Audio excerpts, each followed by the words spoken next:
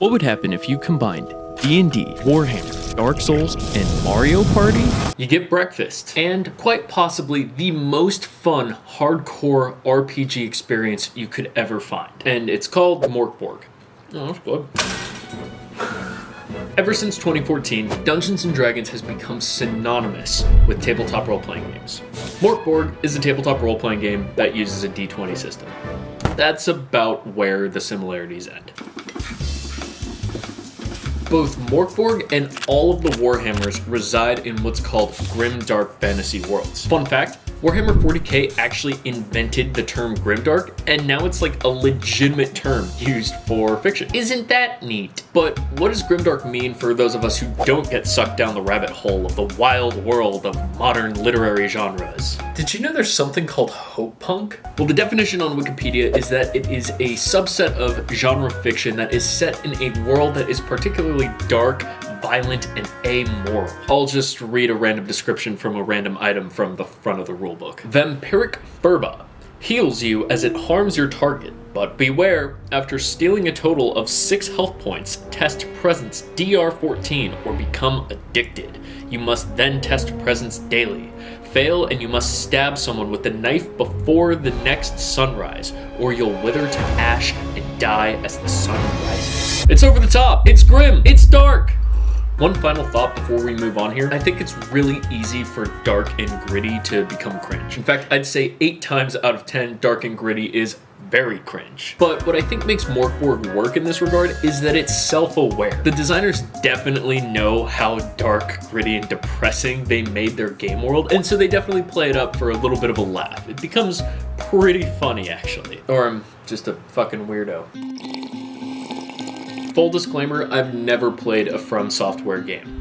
But my friends who are actually cool say that all of them are really freaking hard, but they also make sense. They're very logical. You never die for no reason. You know that you didn't dodge at the right time, or you tried to parry at the right time, or you mistimed something. You have to play intelligently. Mork Borg works a lot like that. The first time I ever ran the game, my party died in the first 10 minutes. I wasn't going out of my way to try and kill them, and they didn't even particularly get themselves in a nasty situation. For those of you who have it, it was the skeleton encounter from the starter dungeon in the rulebook. It was just 3 skeletons with 5 HP each. Each one dealt 1d4 damage. Should be a piece of cake, right? So here's the thing. In Mork Borg, your character will start with anywhere from between 1 and 11 points of health. In case you're bad at math, that does put you in a situation where a single d4 damage roll could kill your character. Which means, like Dark Souls, supposedly, you have to play smart when you play Mork Borg. And while combat encounters aren't necessarily punished, you do kind of fail if you go into a combat unprepared. Now, did my party who wiped in 10 minutes play smart? Well, they all came from 5th edition and they wiped in 10 minutes. You know the answer to that. This toast is cold and horrible.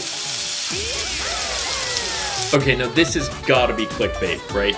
There's no way that a grimdark fantasy role-playing game could possibly have anything to do with Mario Party. Well, it kinda does. And now is the part of the show where I piss off whatever goodwill I had with the Mork Borg community by making this video. Mario Party, like the name would suggest, is a party game. Duh, we all know that. It has room for 4 players, the rules are incredibly simple, very easy to learn, and it produces laughs and destroys friendships. Mork Borg, despite being a grimdark fantasy tabletop role-playing game, is very much like Mario Party in that it's a great party game.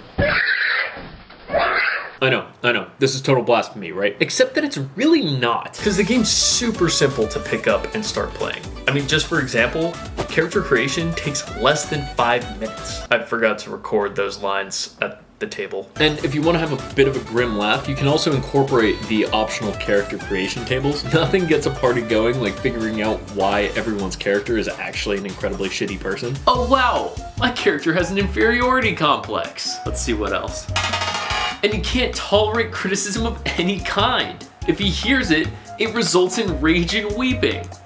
This has no reflection on the real world whatsoever. Now, once the characters are created, the rules to the actual game are incredibly simple. Exhibit A, combat. Whenever it initiates, you'll usually have 1 player. I like to have whoever's at the front of the group just roll 1d6. If it's 1, 2, or 3, the party goes first. If it's 4, 5, or 6, the monsters go first. That's it. If a player wants to swing on a creature, they just roll a d20, and if it's a 12 or higher, it hits. If a player wants to shoot a creature, they roll a d20, and if they roll a 12 or a higher, it hits. And if a player gets attacked by a creature, they roll a d20, and if they roll below a 12, the creature hits. Seriously, every single rule you need to play this game fits on one page. The best part is the rules are extremely malleable. So if you really want to have like full party initiative, you can do that. The rulebook even states that you don't have to play Mork Borg as a standalone game. You can just take and adapt systems from it and apply it to your favorite role-playing game, which is probably 5e if you're gonna do that. Now, of course, just because the rules are simple doesn't mean the game is simple and that you're gonna have a terrible time. As Shakespeare once said, brevity is the soul of wit.